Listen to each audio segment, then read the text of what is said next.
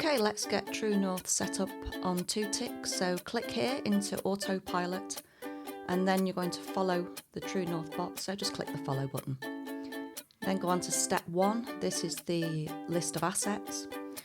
So you can choose from certain assets to follow. The performance metrics are here for you to view.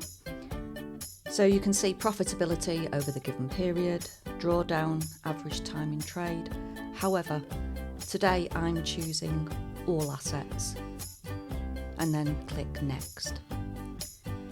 Now we're going to allocate the funds to the bot. So over on the right hand side where it says my funds, you're going to choose from the drop down either USDT or USDC, and then enter the total capital you want the bot to run with.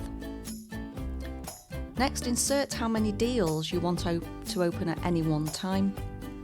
And then you'll see the run cost here per asset. It's really wise to keep 15% to one side as reserve funds. Then you're going to choose the sub-account to run TrueNorth with. Now remember, each strategy does require a separate sub-account. Then click next. The final part now is just to review the settings, so you can see the list of assets, the total funds you've allocated to the bot, maximum amount of deals you want open at any one time. Please check the boxes here for the disclaimer, and then click activate.